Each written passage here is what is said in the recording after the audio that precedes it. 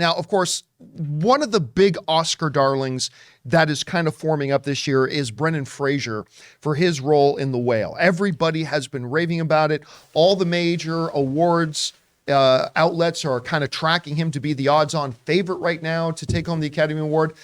We only got one glimpse of him in this movie when that trailer came out, hearing him say one line of dialogue, and it nearly broke me. I wanted to hand him the Oscar just from that one freaking line of dialogue. Right there with you, man. I mean, it was emotional. I felt broken from it. So I can see where all the hype's coming from.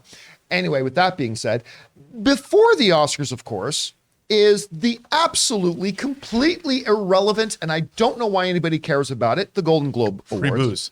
They put on a great show, though. They put on a great show. If they still around, they still exist. Anyway, so obviously, since he's an odds-on favorite to be an Oscar nominee, he's an odds-on favorite probably to get a nomination for the Golden Globes. However, if they do nominate him for the Golden Globes, and I'm sure they will, he ain't going to show up.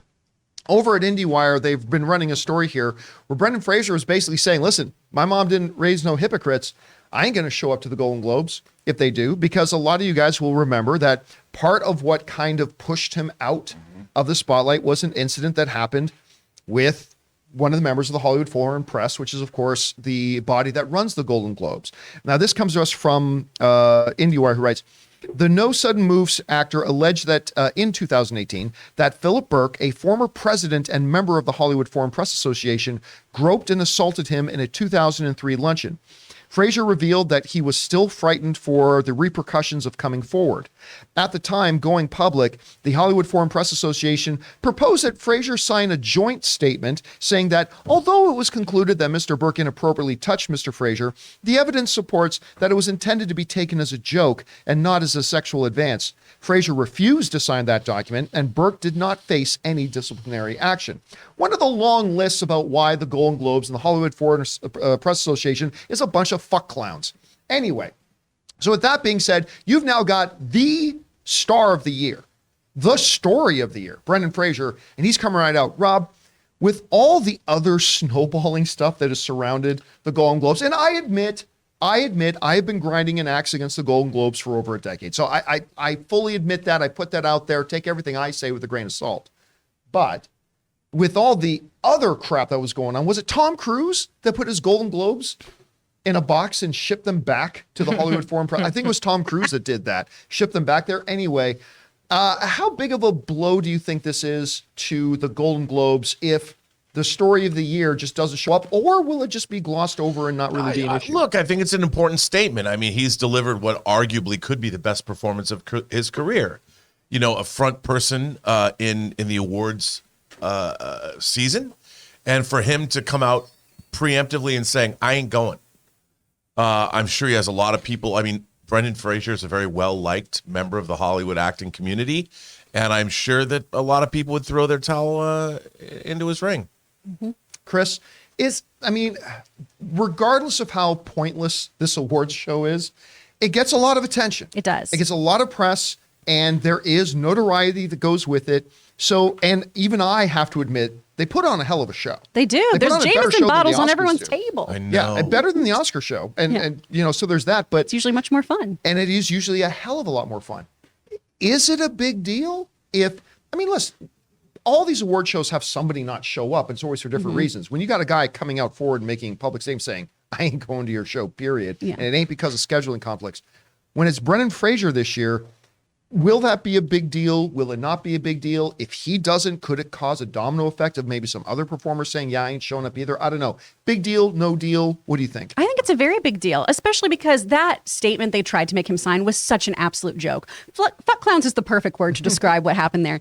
Because as most people know, when someone is inappropriate with you or harasses you, they do the, well, it's a joke. I was joking. Everything's a joke until you call it out. So I really, really commend him for not taking that shit.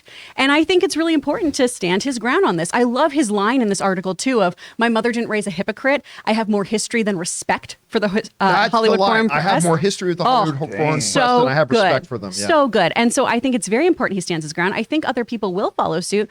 I think his other cast members certainly will, the other people involved in The Whale.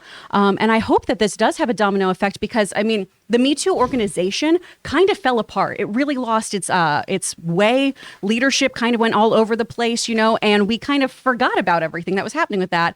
And people like Brendan were also affected. So I really hope that this makes people remember what happened to everyone and go, hey, yeah, we're done with that kind of bullshit. We're not going to take that kind of harassment anymore. It's not acceptable. And we don't need to go to a party celebrating the people who did it. The thing, too, about them trying to get Brendan Fraser to sign that document, saying, disgusting. I understand it was a joke. One of our live viewers, Still Bill, in the live chat, I almost cracked up. He wrote, here, let me jerk you off real quick. It'll be hilarious.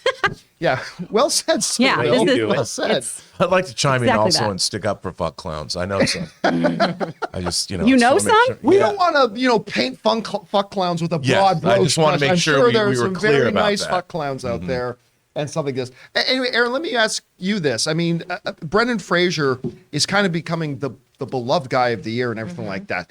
Is him saying, I'm not going to go to the Golden Globes, is that going to have real repercussions on the Globes this year, or will it be an afterthought? Oh, no, I think it absolutely will, because it's going to make anyone who is interested in going to the Golden Globes have to second guess their reasoning why. Right. I mean, Hollywood people get invited to a ton of fun parties. Is it really necessary to go to yet another one just to get drunk on national television and pick up some awards that at the end of the day... We do it every day.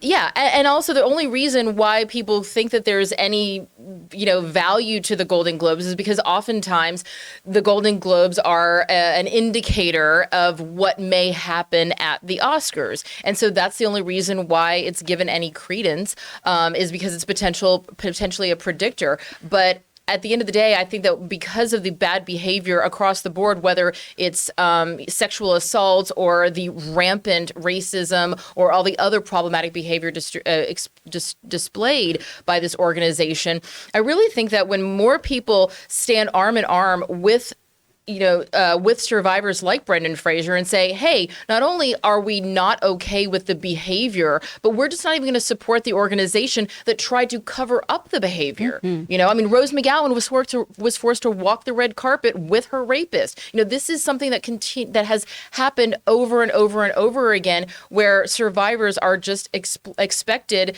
to smile and nod and be happy. And I love the fact that as a male survivor, he's standing up and saying it wasn't right when it happened to them. It's not right happening to me. And I am now in a position to actually be able to take a stand against this organization that, even though the organization did not sexually assault him, they tried to cover it up.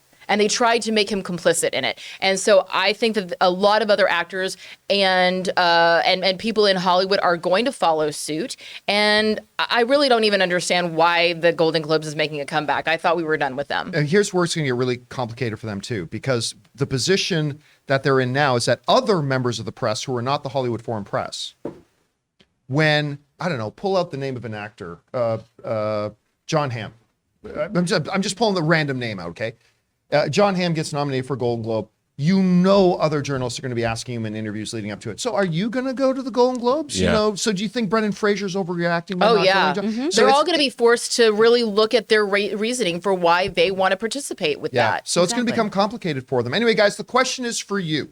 What do you think about this whole situation? Brendan Fraser, I think we all understand why he ain't going to go. Do you think this is going to become a big problem for the Golden Globes? Do you think it's just going to be brushed over? I don't know. However you guys feel about it, jump down to the comment section below and let us know your thoughts. Hey guys, we want to take a second to thank the sponsor of this video, MasterClass. You guys know we have been sponsored by MasterClass, and we love them here at the John Campea Show for giving us in-depth information on a wide variety of topics from the world's best experts. With MasterClass, you can learn from the world's best minds anytime, anywhere, and at your own pace. You can learn the art of filmmaking from James Cameron, improve your cooking skills from Gordon Ramsay, or learn how to make compelling YouTube videos from Marquise Brownlee. With over 150 classes from a range of world-class instructors, that thing you've always wanted to do is closer than you think. I was recently watching through the independent filmmaking course by Spike Lee, and I found it fascinating that not only did he cover the broader topics like working with actors, but he also gets into finer details like working with a cinematographer and how to properly audition a DP for your project. It was fascinating. So guys, I highly recommend that you check it out. Get unlimited access to every class, and as a John Campea Show listener, you get 15% off an annual membership. Go to masterclass.com/Campea now. That's masterclass.com/Campea for 15% off Masterclass.